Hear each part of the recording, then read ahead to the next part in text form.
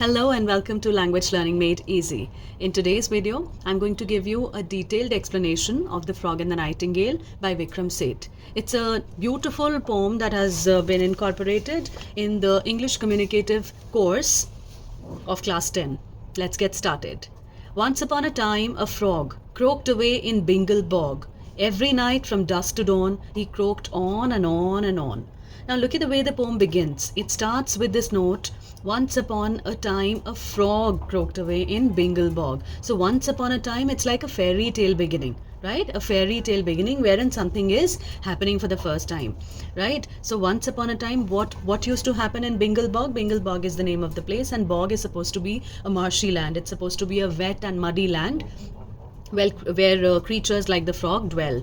Okay, so there was a frog in the Bingle Bog where he used to croak every time. Croaking is the sound that is created by the frog. Every night from dusk to dawn. Dusk to dawn means from morning till evening. This is what he would do. From morning till evening, he would keep on croaking on and on and on.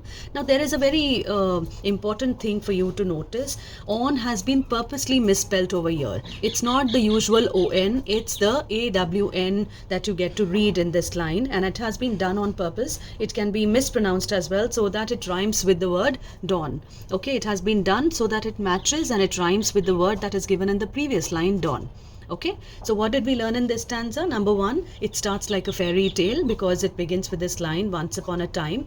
And what does the frog do in the Bingle Bog? Bingle Bog is the name of the place to where these creatures belong, and bog is a marshy land. It's a land which is wet, as I've already told you. He would just croak all day long. This is what he would do. Other creatures loathed his voice, but alas, they had no choice, and the crass cacophony blared out from the sumac tree at whose foot the frog each day minstrelled on till morning night. What does this stanza mean now? Other creatures loathed his voice. When you detest, when you wholeheartedly hate somebody or something, then that is what we refer to as loath. So other creatures who are inhabiting the Bingle Bog, they would hate his voice, they would detest his voice, but alas, they could not do anything about it. They had to accept his voice the way it was. They had to accept the croaking of the frog the way it was. They were totally helpless in doing whatever they could do at this point of time. And the crass cacophony is, if you look at the footnotes, it's an unpleasant noise that is made by something. So crass cacophony means this is a very harsh and unpleasant, very uncouth sort of a sound that you get to hear from the sumac tree. So he would always sit under the sumac tree and he would blared out from the sumac tree at whose foot the frog each night minstrelled on till morning night. What does it mean? That he would sit under the sumac tree and he would keep on blaring in his cacophonous voice, in his unpleasant, uncouth voice from morning till night. Neither stones nor prayers nor sticks, insults or complaints or breaks stilled the frog's determination to display his heart's elation. Neither stones nor prayers nor sticks. That means nothing would hamper, nothing would deter him from singing. Nothing would obstruct his singing at all. No matter you're insulting him, no matter you're pelting stones at him, no matter you are beseeching him, no matter you are picking up sticks and throwing at him just to shoo him away, but nothing is going to obstruct his singing. Nothing would deter him from singing all day long. So he would keep on doing it to his heart's elation. That elation is happiness. So he would keep on taking great pride and joy in the fact that he was singing so well, but he did not know that he was a pest. He was actually an eyesore for everyone around him. But one night a nightingale in the moonlight, cold and pale, perched upon the sumac tree, casting forth her melody. Dumbstruck sat the gaping frog.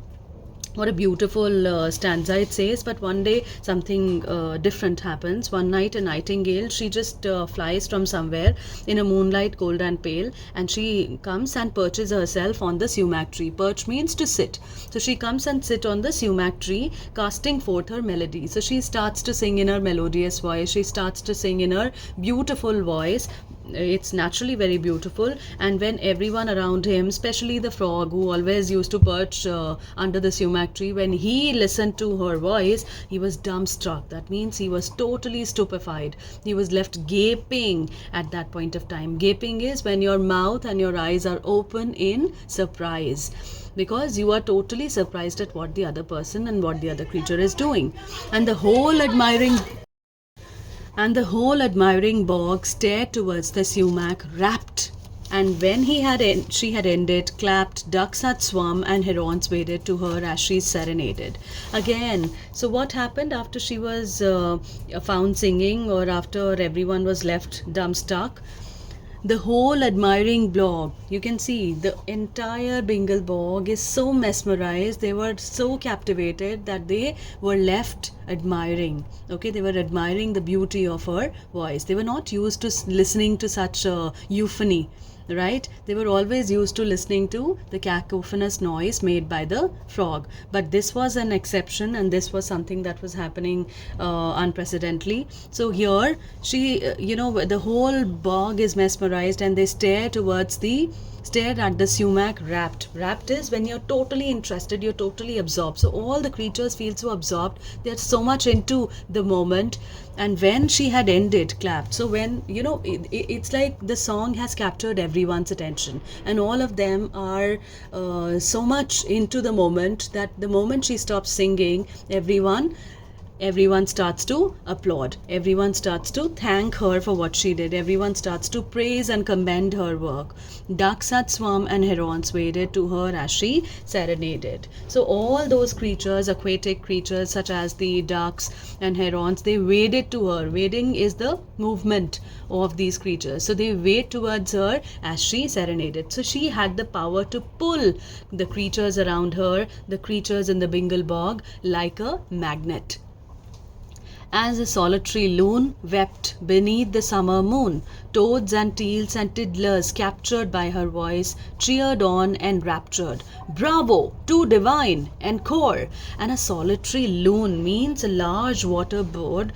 He began to cry, solitary loon, a very lonely bird that was probably in one of the corners and just enjoying the beautiful song sung by the nightingale. He begins to cry. Beneath the summer moon, toads and teals. Why would he cry? Did the song make him emotional? Yes, he was totally taken. He was totally taken away by the beauty of the song. He was totally mesmerized. He was totally, you can say, stupefied by the beauty of the song. So much so that he began to show his emotions in the form of tears. So he started crying out his eyes. Toads and teals and tiddlers, captured by her voice, cheered on and raptured. Cheered on and raptured means, again, enrapture is something that fills you with delight and fascination, right? So here also all these creatures that inhabit the Bengal bog, they become so enraptured, they are so ecstatic, they are so amazed by this beautiful sound that they are getting to hear. And it's like something that they get to hear once in a blue moon.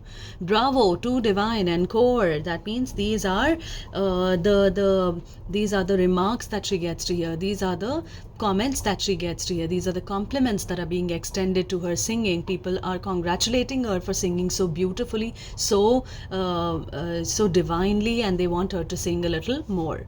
So the nightingale once more, quite unused to such applause, sang till dawn without a pause.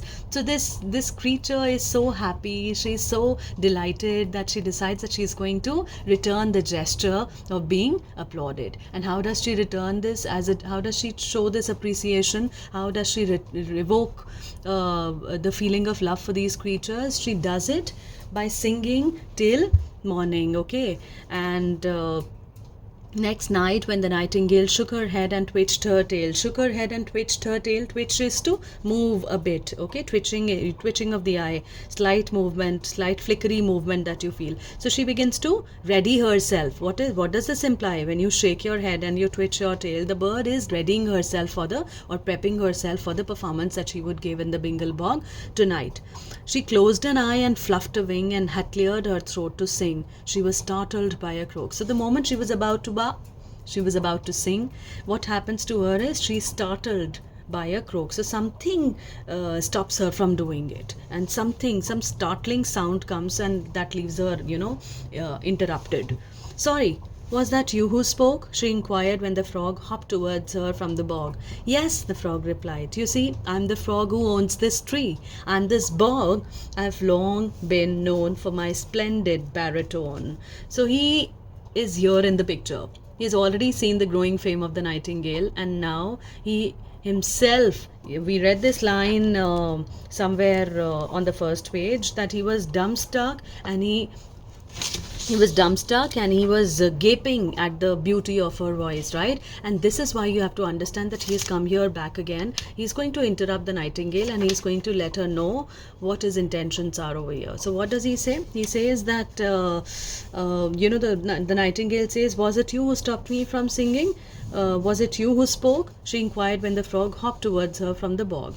So the frog says, "Yes, it was me only. You see, I'm the frog who owns this tree." See, he admits himself, or he introduces himself as the owner of this particular sumac tree.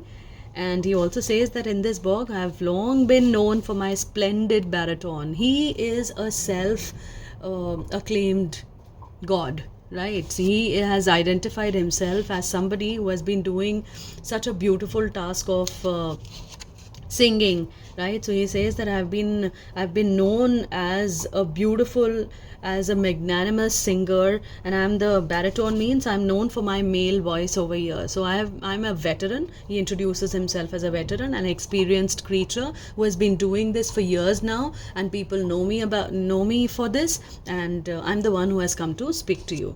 And of course, I wield my pen for bog trumpet now and then. So he wants her to understand, he wants her to believe that he's the one who has not just been singing in the male voice for all these creatures, but he has also been writing songs beautifully for the bog trumpet now and then, every now and then.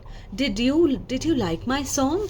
Okay, so Nightingale says, "Did you like my song?" So when you're going to come across, or when you're going to run into somebody who is so experienced, then what are you going to do? You're definitely going to feel a little shy, hesitant. You would want some sort of an approval for that, from that particular person, from that creature. So she's also trying to do the same. She's also seeking some sort of approval. She would want to know how it sounded to the frog, who apparently is a veteran. Not too bad, but far too long. The technique was fine, of course, but it lacked a certain force. Oh, the nightingale confessed, greatly flattered and impressed that a critic of such note had discussed her art and throat. I don't think the song is divine, but oh well, at least it's mine. So the moment the Nightingale starts to inquire about her song from the frog says that it was good, but I felt that it was way too lengthy. You were taking a lot of time. And greatly flattered and impressed that such a, and this is a very huge thing for the nightingale, because she's not used to any such compliments from people who are experienced, right? And she was also not used to the applause that she received from the creatures of the Bengal bog. So here she was like, she takes it appreciatively, that somebody who is such a veteran is passing such compliments to him, is passing such a critical remark to her, and that she should follow all these advices that are being extended towards her. Otherwise she will not be able to succeed in her career of singing. So what she said is, still the first line that she utters in response to this comment is that I don't think the song is divine. I know I'm not a very good singer. I know the song wasn't as great as you would have created, as you would have sung in your tenure, but oh well, at least it's mine. So she shows a sense of individuality in the beginning. She shows a sense of self-assuredness. She exhibits a sense of self-confidence, right? "That's not too much to boast about," said the heartless frog. "Without proper training, such as I and few others can supply." So he says that it's okay. Even if the song was yours, there's nothing to boast about. Boast about means don't go too much, don't keep on harping about the fact that you could sing your own song, you've not learnt it from anywhere. Okay, this is not something great that you've done. Said the heartless frog. The frog is heartless. All the negative qualities are being associated with the frog, and these are the kind of epithets that we are using for the frog. "Without proper training, such as I and few others can supply." So he wants her to understand that she is not going to become an expert till she seeks experts' advice, and still she learns as an apprentice under the mentorship of the frog. "You'll remain a mere beginner, but with me you'll be a winner." "Dearest frog," the nightingale breathed, "this is a fairy tale, and you're Mozart in disguise." "Well, I charge a Mozart in disguise. Come to earth before my eyes." Well, I charge a modest fee. Oh, but it won't hurt, you see. Now, what is happening here? She says that, oh, it's going to be a great opportunity, Frog, if you're going to come forth and help me, or if you're going to extend your help towards me. I'm going to be the biggest. Yeah, I'm going to be the happiest person on this planet. So to this, what she gets to hear is that I'm not going to help you for free. I'm going to charge a minimal fee from you, but obviously that modest fee for training you is not going to burn a hole in your pocket. You'll be able to easily, you'll be able to give that money to me. Now the nightingale, inspired, flushed with confidence and fired with both heart and adoration, sang and was a huge sensation. So she is so boosted at this point of time. She's so happy and elated from inside that she decides that she's going to sing with all her might and all her heart. So she flushed with confidence means she's excitedly singing, and she's been able to create she's been able to create an uproar over there. It's like she's been able to seek all sorts of praises and admiration from the creatures of the Bengal bog. So magically everyone is just getting pulled to her singing, and the frog with great precision counted heads and charged admission. So what has happened over here is that she has started singing to the best of her ability, and the frog has turned into an opportunist. He has turned into an opportunist in the sense that he has started counting heads, he has started charging people for listening to her song. Okay, so the nightingale has turned into a sort of opportunity for him to encash money, to attract money. Though next morning it was raining, he began her vocal training. But I can't sing in this weather. Come, my dear, we'll sing together. Just put on your scarf and sash. Coo-ah, coo-ash, coo-ash.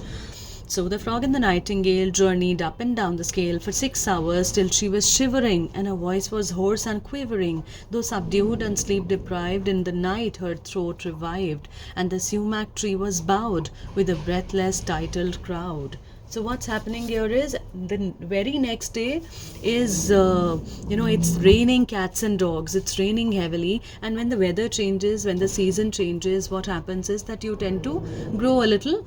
You get under the weather, you tend to feel slightly unwell, or you probably know that this is not your time to do your best. So the nightingale is feeling slightly under the weather.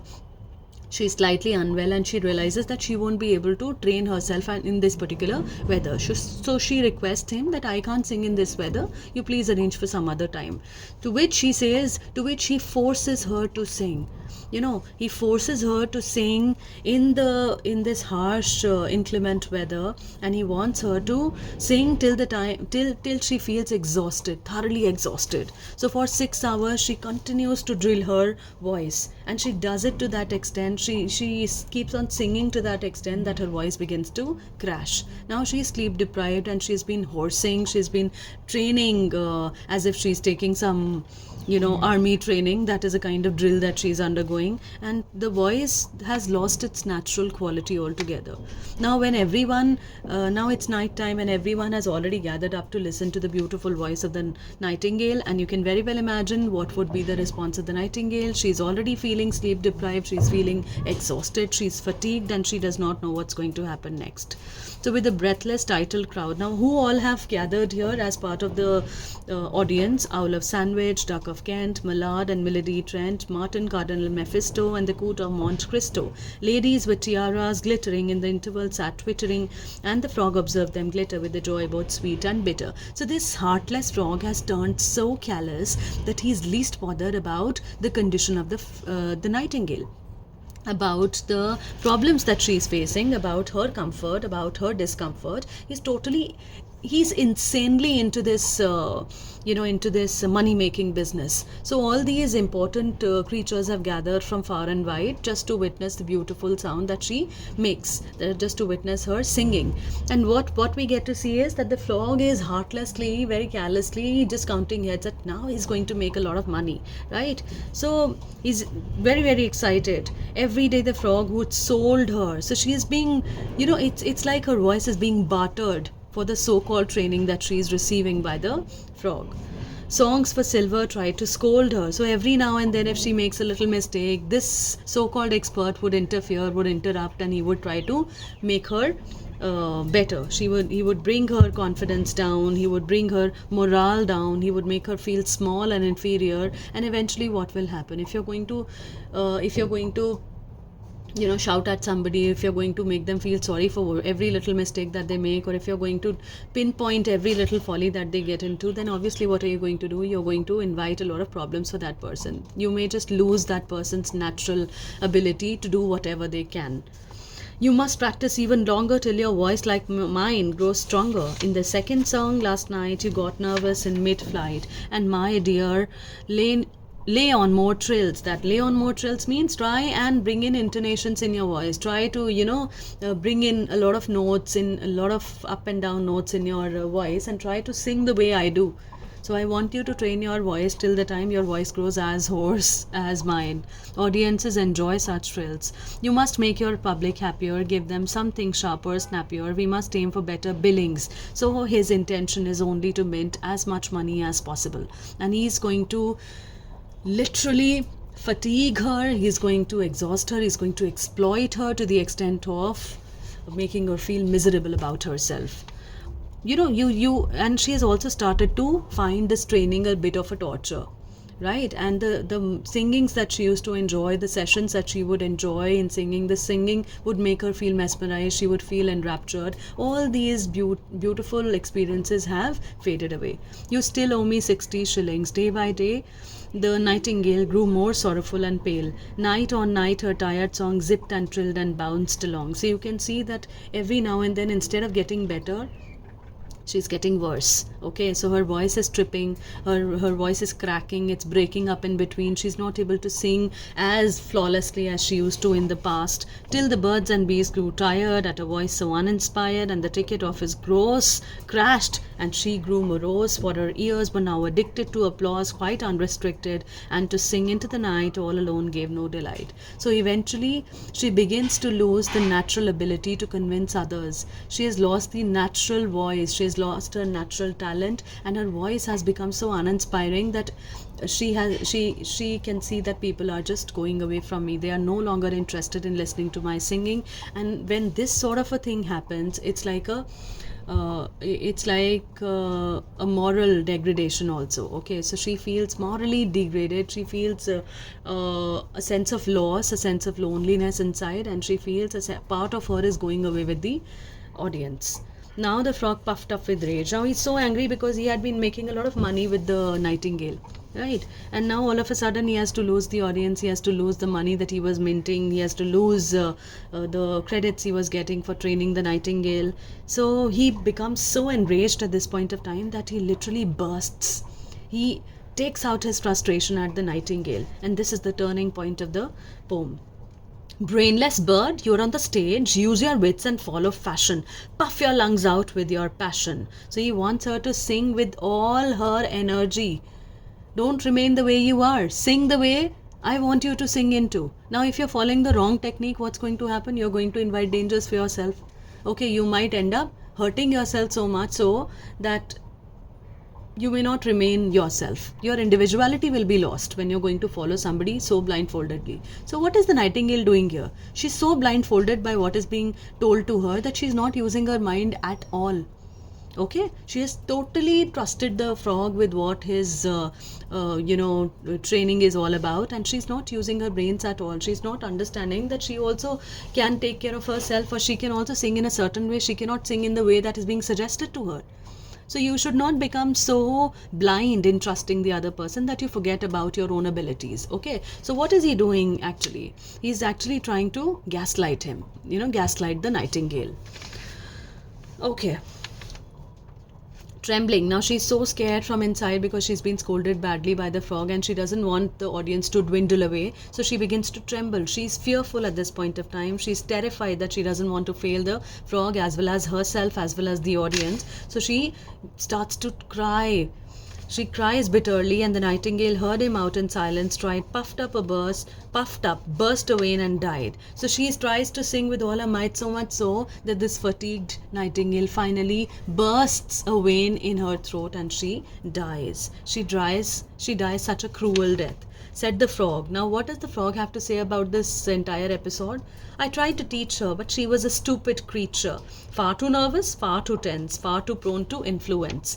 So, she was a stupid creature because she tried far too nervously. She was so nervous, she could not control the movement, she could not take the training so well, and that is why she had to surrender herself to death. Well, poor bird, she should have known that your song must be your own. So again, he is so cunning that he's trying to put the blame of the killing of the nightingale on herself. Okay, he's not taking any blame of the killing onto himself, and he says that it was the bird who was so stupid that she did not know that she was not meant to sing like me. How could you be like someone else? You had to be yourself, and the song had to be your own, right? So you must maintain your individuality no matter how much you're trying to better yourself. That's why I sing with panache. Panache means you sing with such confidence and elegance. Kua, kuash, kuash, and the foregone of the frog blared unrivaled through the frog. So this is what he wanted. He wanted to sing unrivaled. He did not want any person to be competing with him. And so what has he done? He has very, very brutally murdered the nightingale. It's like a murder that he has instigated, and she has killed herself. She has killed herself because she blindfoldedly trusted the frog with his intentions. She could not sniff through his intentions, and she is totally immature, so naive, and totally brainless at this point of time because, and she's not street smart at all. She is really. She's so innocent, she's so submissive that she gets under the control of this frog who is so manipulative, commanding, patronizing, and arrogant. And he's very conniving as well towards the end, we see. This egoistic frog makes her believe that she cannot do anything without him. However, the reality was that she was perfect in her own way. So what do we learn from this poem, children? We learn that our song must be our own. That means we must not give away what's actually ours. We must retain a self-concept. Now, what is a self-concept? You believe what you are. Okay, so you should not go totally mad at what other people have to say about you. You know what you're good at, you know what you are, and nobody in the world can teach you anything better than yourself. Your experiences will give you the life lessons, your experiences will give you the right lessons about life. But if you're going to go on and get blindfolded by what is other people's judgment about you, then you will never have your way. You will lose a sense of self-respect, you will lose your self-concept, and ultimately your individuality as well. And then you're going to live a life like the nightingale, and obviously die like the nightingale too. So very beautifully written poem, and I hope this lecture made sense to you. If you have any doubts with respect to any particular line that did not make sense to you, then you can please write them down in the comment section. Thank you so much. Bye bye.